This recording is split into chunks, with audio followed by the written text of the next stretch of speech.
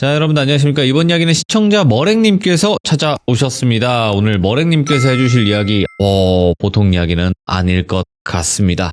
바로 만나보도록 할게요.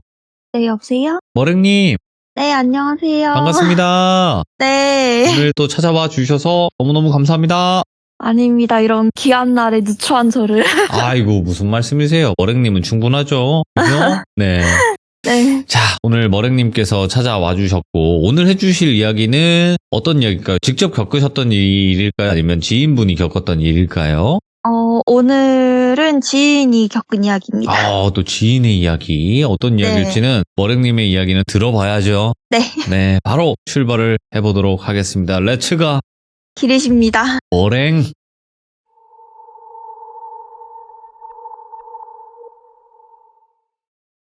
오늘 해드릴 이야기는 아는 후배한테 들은 이야기고요. 일단은 원룸 이야기예요. 이게 조금 지역명이 노출이 되면 안 될 것 같아서 그냥 아예 다 숨기고 얘기를 드릴게요. 예. 저가 일단 그 병원 같은 데를 들어가면 기본적으로 자취를 하거나 아니면은 기숙사가 딸려있는 병원이 있으면 기숙사 생활을 하게 되는데요. 네. 일단 이 친구는 처음에는 돈을 모을 생각으로 입사하고 한 6개월간 기숙사 생활을 하게 됐었대요. 거기서 이제 2인 1실이 있고 3인 1실이 있었는데 거기서 3인 1실에 걸렸고 게다가 3인 1실에서 제일 막내였던 거예요. 거긴 다 3교대라서 시간대가 안 맞아가지고 도저히 잠을 못 잤던 거죠. 이제 자기가 뭐 데이 출근인데 뭐 야간 마친 선생님들 들어오거나 출근하거나 이러면은 시간대가 안 맞아서 깨거나 중간에 뭐 자다 일어나거나 아니면은 자기가 나갈 때는 엄청 조용히 나가야 돼서 준비도 제대로 못하고 나가거나 이런 것 때문에 네. 너무 스트레스 받아가지고 6개월만 살고 결국에는 이제 나오게 됐는데 다들 아시다시피 병원 근처에는 인프라가 되게 잘 돼 있잖아요. 그러다 보니까 병원 근처 원룸이나 오피스텔 이런 데 너무 비싸가지고 약간 조금 병원에서 먼 원룸촌으로 그 곳을 한 바퀴 돌아봤대요. 예. 그래서 일단 자기는 대학생 때부터 4년 내내 자취생활을 하면서 방을 많이 옮겨봤고 해가지고 이제 방 구하는 데는 좀 자신이 있다 해서 이제 엄청 돌아다니다가 마지막 딱 한 집을 들어갔는데 딱 들어가자마자 집주인분이 직접 리모델링을 하고 있으셨다는 거예요, 원룸에서. 근데 이제 그 당시에는 되게 흔하지 않게 그 방 곳곳에 편백나무로 포인트를 주면서 리모델링을 하고 계셨던 거예요. 천장이랑 몰딩이랑 이런 곳 같은데 편백나무로 이렇게 몰딩을 해서 들어가자마자 피톤치드 향이라고 하죠. 편백나무 향이 확 나고 벽지도 엄청 새하얗고 예. 바닥도 막 장판 같은 게 아니라 그 나무 조각 같은 거 일일이 다 맞춰서 하는 마루? 네, 마루 맞아요. 마룻바닥. 예. 그런 마루에다가 원룸 치고는 이제 분리형 부엌에다가 베란다도 넓은. 오호. 게다가 베란다 창문도 거의 베란다만큼의 크기로 있어가지고 엄청 조건이 좋았대요. 들어가자마자 이제 엄청 마음에 든 거죠. 그 친구 입장에서는. 게다가 이제 가격을 들어보니까 대부분 알잖아요. 우리나라는 집값이 엄청나게 비싸다. 예. 라는 사실 원룸도 집세가 엄청 비쌌는데 이 정도 조건이면 진짜 비싸겠다 이런 생각을 했는데 일단 기본적인 가격도 500에 33만 원이었대요. 근데 게다가 거기서 부동산 사장님이 이 친구는 간호사고 한 번 살면은 오래 살 거고 이제 원룸비나 이런 게 일정 수입이 계속 들어오는 직업이니까 계약을 뭐 몇 년 단위로 끊어서 하면은 조금 깎아달라 이런 식으로 얘기를 한 거예요. 그 자리에서. 예. 근데 거기서 원룸 리모델링 하고 계시던 주인분께서 그러면 지금 당장에 계약을 하겠다고 하면은 30만 원으로 해주겠다. 이렇게 한 거죠. 한 달에. 그렇게 돼가지고 이제 거기서 얘가 거기가 너무 마음에 들어버려가지고 당장 계약하겠다 이렇게 해가지고 이제 그쪽에 계약을 넣고 이제 이사 준비를 다 하고 그쪽으로 다 간 거죠. 네. 근데 걔는 이제 리모델링 하는 중에 본 거잖아요.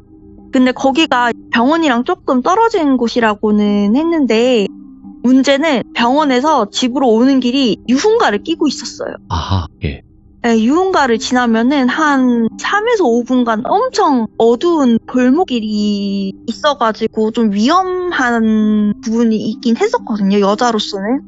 그런데 이제 너무 마음에 들기도 들었고, 저녁에만 들어오는 일이 그렇게 많지는 않으니까, 이제 3교대다 보니까, 이른 낮이나 아니면은 아침에 들어오는 경우가 많아가지고, 그렇게 신경을 안 썼대요. 게다가 네. 걔가 조금 겁이 별로 없는 성격이어가지고, 그래서 입주를 했는데 이제 입주 전에는 못 봤던 천장에 구조물이 하나가 있더래요. 그래서 집주인한테 이 천장 구조물이 뭐냐 이렇게 물어봤더니 뭐 인터넷 어쩌고 저쩌고 이러면서 뭐 설명을 하는데 자기는 잘 모르겠더래요.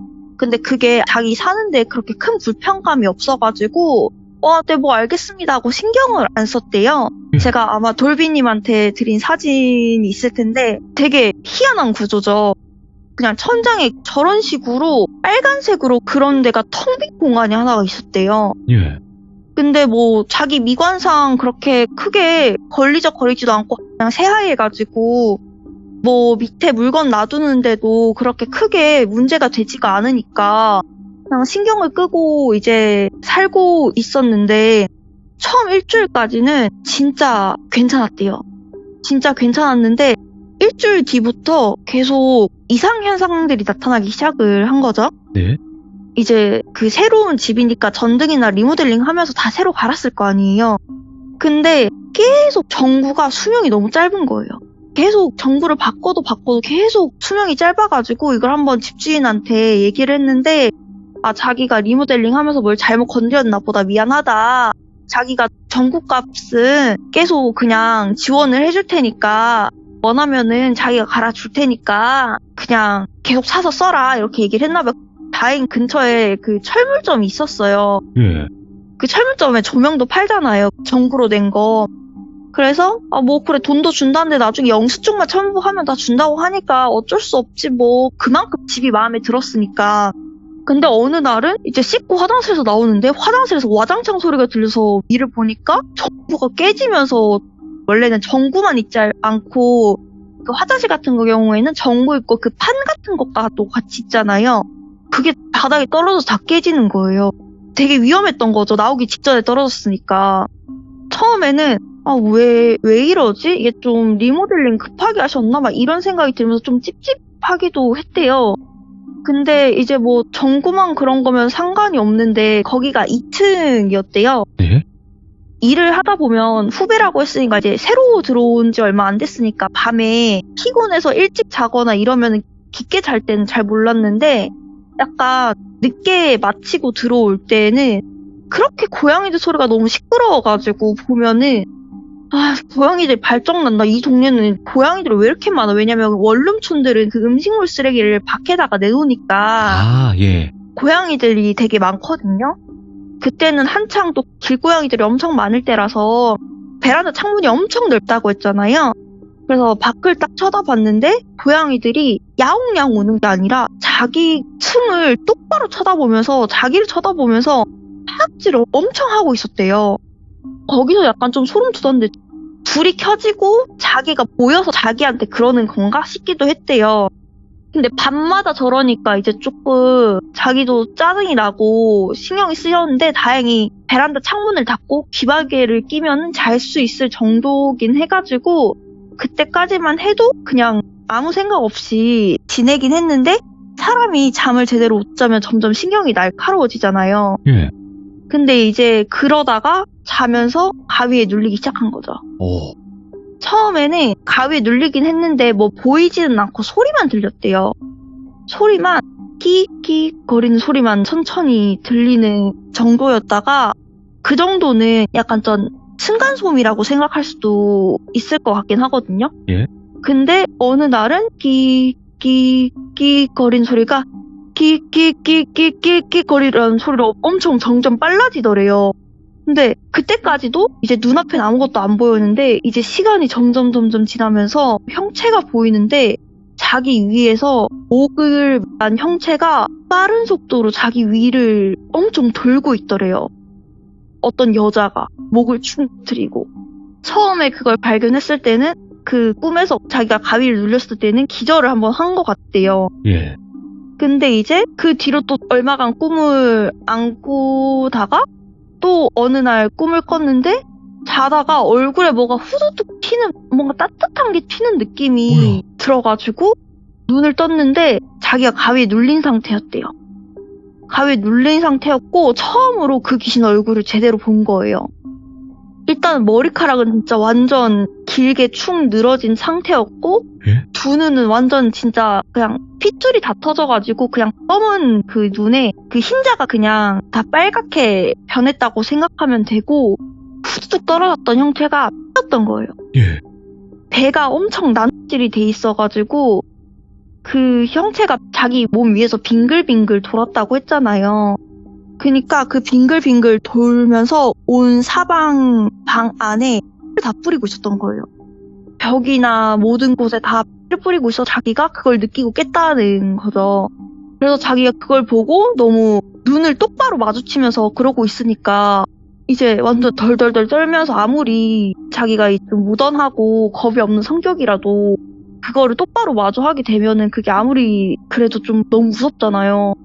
그러면서 이제 눈물만 진짜 눈도 깜빡도 못하고 눈물만 흘리고 있었는데 그 귀신이 뭔가 입으로 깜빡깜빡 뭘 말하기를 시작했대요. 뭐 속삭이듯이 살려달라고 했는데 살려달라고 했잖아. 왜 무시해? 너 왜 무시하는데? 막 이런 식으로 엄청 막 밤새 위에서 엄청 속삭였대요. 그러더니 갑자기 그 천장에 딱 달라붙더니 허공에 있었던 그 구조물 있잖아요. 예. 거기 안으로 몸을 구겨서 들어가더래요. 헐. 그 이상 쓸데없는 그 허공의 구조물로. 이제 거기서 걔는 또 기절을 한 거예요. 제 후배는. 그대로 이제 아침에 일어나가지고 네. 후배는 아침인데도 너무 무서운 거예요. 이제 자기는 이제 처음에 왔을 때 그거를 신경을 안 썼는데 그 구조물 아래에 바로 책상이 있어요. 그러니까 동생이 거기를 들여다봐야겠다고 생각을 한 거예요. 왜냐면 가위를 계속 눌리고 있었는데 그 귀신이 거기로 몸을 구겨서 넣어서 들어가는 걸 봤으니까 확인을 해봐야겠다. 저게 대체 무슨 구멍인지 이런 생각이 들어서 진짜 완전 발발발 떨리는데 거기를 겨우 기어 올라가서 봤는데 그냥 진짜 어두컴컴한 텅 빈 굴 같더래요. 오, 비어있다. 네, 진짜 그냥 텅 비어있는 굴 같더래요. 그래가지고 자기는 그 꿈을 꿔서 그런가 너무 소름이 돋고 괜시리 거기서 차가운 바람 나오는 것 같기도 하고 해가지고 막 휴지랑 수건이랑 다 막아놨대요. 양쪽 구멍을. 근데 그게 소용이 없었대요. 밤마다 그 똑같은 악몽에 계속 시달리는 거예요. 그 똑같은 악몽에 시달리다가 이제는 그렇게 된 거 신경이 예민해지고 날카로워지고 잠들면은 계속 그 여자가 밤마다 그렇게 난리를 치니까 어느 날은 자는 게 무서워가지고 새벽까지 깨어 있었는데 새벽에 누가 자기 내 집 현관문 비밀번호를 누르는 거예요. 근데 그 알죠? 도어락인데 5번 누르면은 그 비밀번호 못 누르게 돼 있잖아요.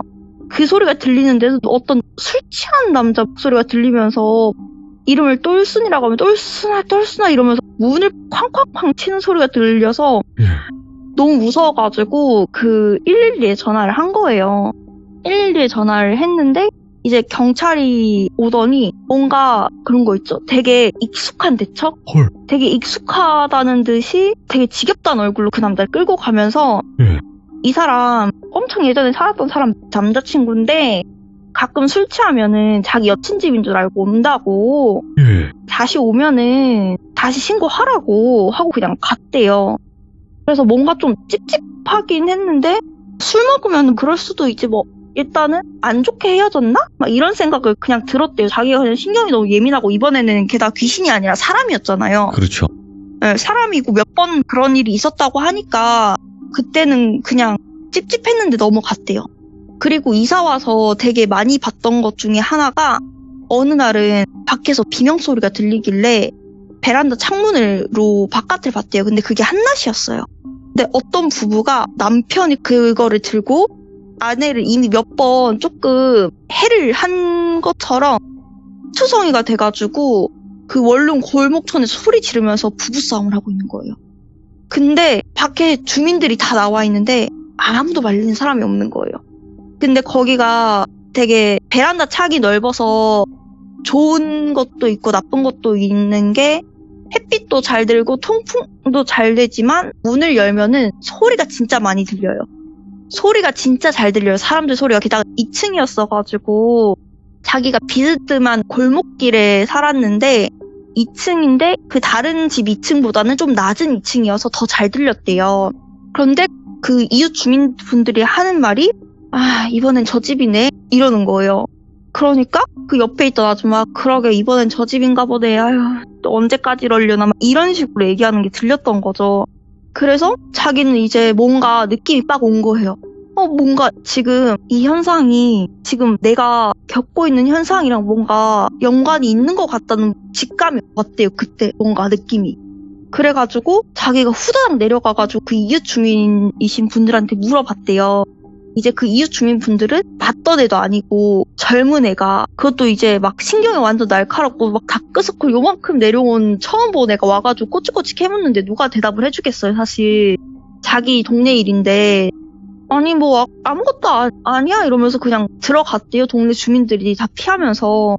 결국에는 이제 경찰차랑 구급차 와가지고 싣고 데리고 가고 근데 그게 거의 한 달에 2-3번 꼴로 이번에는 어디지 와장창 하면서 싸우는 소리가 들리고 며칠 전에 되게 사이좋게 지나가던 부부셨는데 어느 날에는 갑자기 남자분이 막 골프채를 들고 아내분을 막 뒤쫓아 따라서 내려온다거나 이런 식으로 되게 막 급작스러운 부부싸움 같은 걸 엄청 많이 봤대요. 그래가지고 어떻게 저 사이 좋던 사람들이 저렇게 급격하게 싸우지? 막 이런 생각도 되게 많이 하게 됐다가 자기가 하도 이상하니까 이 집에 뭐가 문제가 있다 이 생각을 하게 된 거예요. 그래가지고 자기 지역 최근에랑 옛날 기사 막 뉴스 이런 거를 막 검색을 해봤는데 특별하게 나온 게 없었대요. 특별하게 나온 게 없었고 몇 년 전 뭐 성폭행 사건? 이런 거 말고는 기사 난 게 거의 없어서 이게 아닌가 해서 포기하려던 찰나에 갑자기 생각이 든 거예요. 그 남자친구라고 했던 사람. 그 남자친구라고 했던 사람이 생각이 났는데 연락할 방법이 없잖아요. 왜냐면 그때 그 사람이 그냥 주치자고 집을 실수로 술 먹고 잘못 찾아왔다고 해가지고 경찰이 그냥 다독여서 집에 돌려보내가지고 뭐 고소를 하거나 이런 거 한 게 아니니까 연락처도 모르고 그거를 지금 알려달라고 해봤자 자기가 그때 아무것도 한 상황이 없기 때문에 그 사람 연락처를 경찰에다가 알려달라고 할 수도 없는 상황이고 사건 접수도 안 했기 때문에 그 사건이 접수되지도 않았을 거고 그래서 이제 이 사람을 만날 수 있는 방법은 이 사람이 다시 찾아오는 수밖에 없는 거예요. 그래서 이제 동생은 거기서 꼭 이걸 알아야겠다라는 생각에 버텼대요. 자기는 다른 집으로 가야겠다라는 생각을 했는데 동생이 계약을 한 게 있었잖아요. 자기가 몇 년 동안 이 집에서 살기로 하고 월세를 깎아서 받았다는 점 그리고 생각보다 간호사 일을 하고 그렇게 밤새 잠을 못 자면서 집을 구하러 다니기가 진짜 힘들어요. 그러면서 억지로 진짜 겨우 억지로 살아가고 있던 거였어요. 그러면서 진짜 한 달 반인가를 맨날 그렇게 귀신한테 시달리면서 그렇게 산 거예요, 애가. 그러다가 그 남자친구가 찾아온 거예요. 또 한 번. 드디어 한 달 왔다. 반 만에. 근데 이번에는 경찰에 신고를 하면서 이 사람은 주거 침입 미수죄고 자기는 솔직히 말해서 겁을 먹었고 난 이 사람을 고소를 진행을 하겠다. 이렇게 한 거예요. 그리고 지금 이 사람은 음주 상태니까 다음날 연락을 하겠다. 해가지고 이제 사건 접수를 하겠다. 한 거죠. 그래가지고 이제 그 다음날 멀쩡한 정신에 그 사람을 만날 수 있었던 거예요. 그래가지고 사실은 고소할 생각 없다.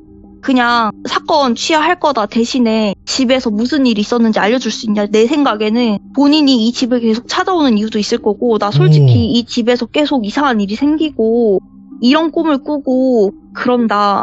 이거 관련 있냐. 그것만 말해달라 제발. 이렇게 얘기를 했더니 그 남자친구가 갑자기 울더래요. 울면서 하는 얘기가 사실은 거기가 몇 년 전에 자기 여자친구가 살았던 집이래요. 예전에 살았던 집이고 거기도 간호사가 살았던 집이래요. 근데 병원은 되게 많아가지고 그 지역 자체가 다른 병원이긴 했는데 그 회식 후 돌아오다가 그 길이 되게 음침하다고 했잖아요. 음침한 곳에서 안 좋은 일을 당한 거예요. 근데 원룸촌이다 보니까 소리를 질렀고 몇몇 곳이 불이 켜졌대요. 예. 근데 아무도 안 도와준 거예요. 아무도 안 도와줬고 당하고 이제 신고를 하기는 했는데 그 남자는 잡히긴 잡혔대요. 잡히긴 잡혔는데 이제 이게 한 5, 6년 정도 된 이야기인데 예. 그 여자들은 더 그런 걸 당하면 숨기잖아요.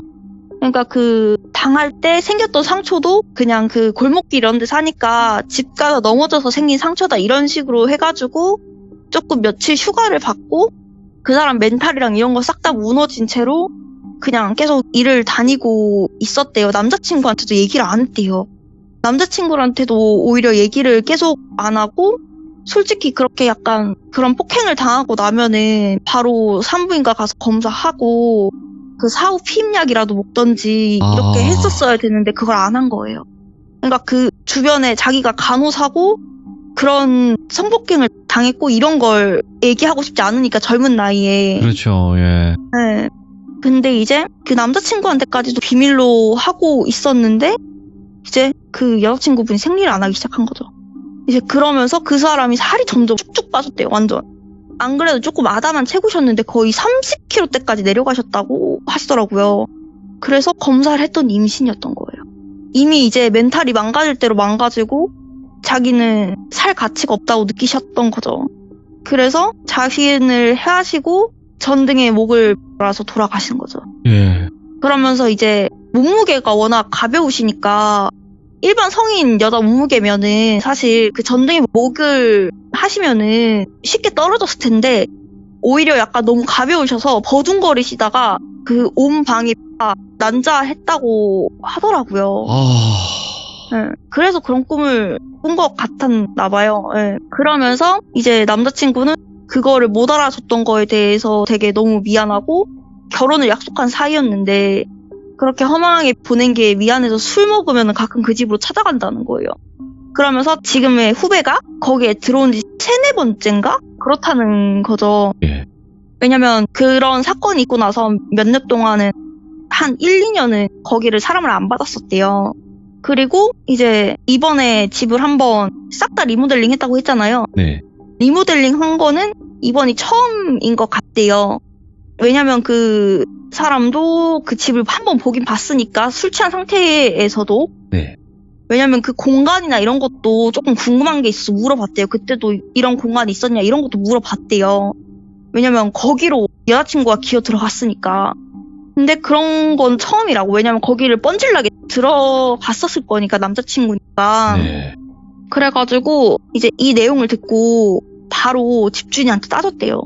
집에 이런 문제가 있었으면은 당연히 알려줘야 되는 거 아니냐고. 왜 안 알려줬냐고. 방 빼겠다고. 근데 처음에는 집주인이 진짜 딱 잡아떼더래요. 어디서 이상한 소리 듣고 그러냐고. 그게 막 자기가 기사 검색을 했는데도 검색이 안 됐다 했잖아요. 예. 그 성폭행 사건밖에 검색이 안 되고 막 집에서 이랬다 이런 사건 같은 게 없었다고 했잖아요. 그때는 그 당시에는 막 그 자기를 해한 사건 이런 게 잘 기사에 안 나고 이랬었고 이걸 또 안 좋은 사건이다 보니까 왜냐면 당해가지고 임신을 하고 자기를 해한 사건이다 보니까 그 분의 가족분들도 그렇고 집주인 입장에서도 그렇고 크게 버리고 싶지 않은 사건이었던 것 같아요. 네. 그러니까 그냥 묻은 거예요. 이미 피해자인 가족들도 이거를 이제 다 오픈을 하면은 더 상처를 받을 것 같아서 네. 그냥 다 묻어버린 거예요. 그래서 발뺌을 하다가 자기 그 밤마다 찾아오는 그 남자친구한테 얘기도 들었고 거기서 이제 또 뻥가를 쳤대요. 이웃 주민들한테도 다 들었다. 그러니까 이제 그제서야 어쩔 수 없이 인정을 했대요. 그러면서 혼잣말로 아이씨 그 무당 말대로 집 그렇게 했는데 다 소용없네 막 이런 식으로 중얼거렸다는 거예요. 예. 그 전에 있던 세입자들이 거의 반년을 못 버티고 다 도망 나갔대요. 그런 그 귀신 가위 눌리는 거랑 그 밤마다 막 짐승들이 울부짖는 거랑 더 심했대요. 폴터가이트 현상 같은 게. 그러니까 전등 깨지는 것만이 아니라 예. 가구 같은 것도 살짝씩 막 움직이고 물건 같은 것도 떨어지고 이랬었대요. 그 전에는. 오. 네. 이제 그냥 들켰으니까 오픈한다 이런 마음으로 그냥 아예 술술 불더래요. 그냥 집주인이. 예. 하도 그런 일 때문에. 근데 왜냐면 자기는 그 원룸 장사를 해서 돈을 벌어야 되는 입장이니까. 예. 이제 자기가 물어서 무당을 데려와서 털을 보게 했대요. 털을 보게 했더니 갑자기 진짜 무당이 집 입구에 들어오자마자 완전 코를 막더래요. 인상을 찌푸리면서. 예. 피비린내가 코를 찌르는데 이런 방에서 어떻게 사람이 사냐고. 자기는 아무 냄새 안 나는데 집주인은. 그러면서 이 상태에서 입주자 받으니까 당연히 한도 많은데 제대로 살지도 못하고 그냥 도망가지 하면서 알려줬던 게 이제 냄새 가리는 거랑 그 편백나무 네. 안쪽에다가도 부적을 다 붙인 거예요.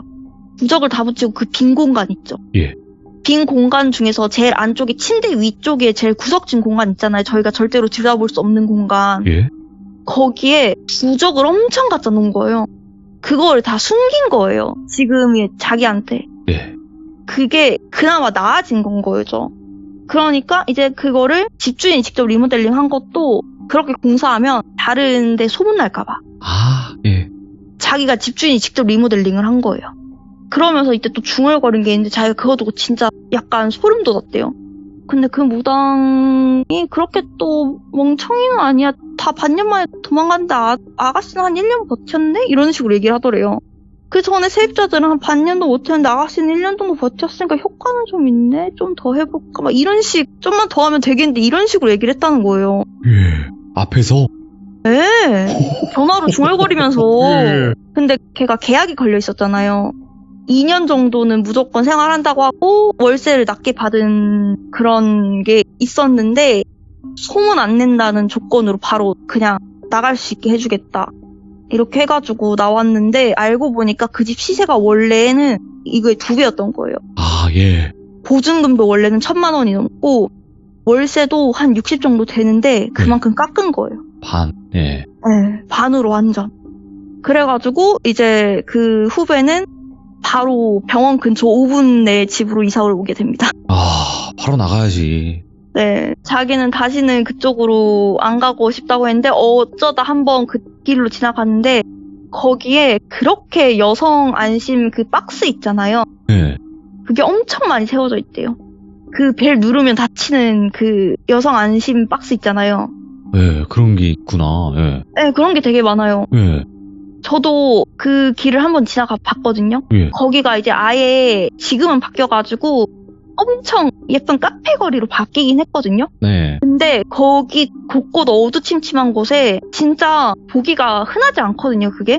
근데 고개를 돌리면은 거기가 여성 안심 박스라고 해가지고 강화 유리로 돼 있는 여자가 안에 들어가서 버튼 누르면 밖에선 경찰이 올 때까지는 절대 안에서 누르지 않는 이상 못 열게 돼 있는 그런 박스가 설치돼 있어요. 그러면 그런 게 있으면 사실상 네. 좀 뭐 여성이 아니더라도 누구든 위급한 상황에 그 안으로 네, 들어가면 들어가서 되겠네. 누르면은 어. 밖에선 강제로 열 수 없다고 하더라고요. 그런 게 있구나. 그런 류의 범죄가 많이 일어나는 곳에는 또 이런 식으로 할 수 있는 방법도 있긴 하겠네요. 네, 거기가 하도 그 부부싸움 같이 그렇게 막 네. 많이 일어나는 것도 그때 왠지 그 불 켜졌던 곳들 있잖아요. 네. 그러니까 다 들었을 텐데 안 도와줘서 네. 옮겨 다니면서 그렇게 막 똑같이 당해보라고 하는 것 같다고 그런 것 같다 이렇게 얘기하더라고요. 이게 사연은 굉장히 안타까운 사연인데 일단은 그 후배분은 거기서 살 수 없는 건 맞으니까 그쵸. 연관되어 있는 사람도 아니고 그냥 그 집에 살았다라는 것 자체로 이제 겪는 일들이었으니까요. 진짜 정신 나갈 뻔했대요. 그냥 병원에서 그래서 한번 쓰러진 적도 있었어요.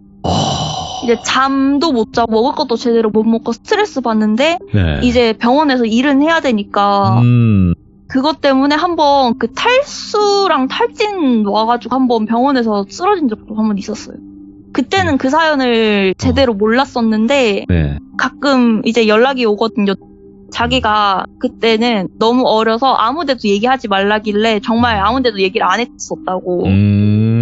어렸을 때는 그런 계약 이런 거 자체가 자기가 성인이 되고 나서 자기 이름으로 집 계약해보는 게 처음이었으니까. 그죠. 예. 네, 그때는 정말 얘기하면 안 되는 줄 알았다고 하더라고요. 그러니까 이게 참 여러 가지 일들이 많지만 집에 관련된 이야기 중에서는 오늘 이야기도 정말 또 네. 머랭님께서 저한테는 말씀해 주셨지만 또 실제 있던 사건이기 때문에 또 위치라든지 지역을 따로 밝히지 않은 점은 여러분들 양해해 주세요. 왜냐면 또 그런 거를 그냥 재미 삼아서 막 그쪽 지역에 있는 경찰서에다 전화하고 이런 사람들이 저희 시청자분들 중에 좀 부끄럽지만 있어요. 네, 진짜 제가 다 부끄럽더라고요. 저한테 연락이 왔을 근데 때. 그 작은 힌트라도 시청자분들 되게 잘 찾으시더라고요. 맞아요. 기종들이. 그거를 파고드는 사람들이 있어요. 네. 네, 있어요. 그냥 이야기를 딱 이야기로만 듣지 않고 어떻게 보면 범인 찾아내는 뭐 코난 이런 김전일 빙의가 된 건데, 경찰하셔도 될 것 같아요. 웬만하면. 네, 뭐 김전일의 뭐 할아버지가 이제 좀 유명한 탐정이다 좀 이런 느낌인데 어째야 됐건 오늘 머랭님께서 이렇게 이야기 잘 들려주셔서 고맙습니다. 감사합니다. 네, 수고하셨습니다. 네. 네. 자, 여러분들, 진짜로 대부분 또 실화 사건을 다루다 보면 어떤 지역이 노출이 될 수도 있고, 또 지역의 뭐 그 곳, 뭐 건물이라든지 이런 게 노출이 될 때가 가끔 있는데, 그걸 또 실제로 파고 들어서 전화해서 뭐 거기 귀신이 나온다, 확인을 해달라, 이러신 분들이 있어서 저한테 연락이 따로 와요. 진짜 그 건물이나 아니면 그 지역에 있는 그 곳에서 연락이 옵니다, 저한테. 그래서 제가 죄송하다. 방송인데 방송으로 이렇게 받아들이지 못하시는 분들이 있다. 죄송합니다라고 제가 얘기를 할 때가 있습니다. 정말입니다. 이건 싫어. 그렇기 때문에 좀 일단은 이야기는 이야기로 들어주시면 너무나 감사할 것 같다라는 말씀 드리도록 하겠습니다. 고맙습니다.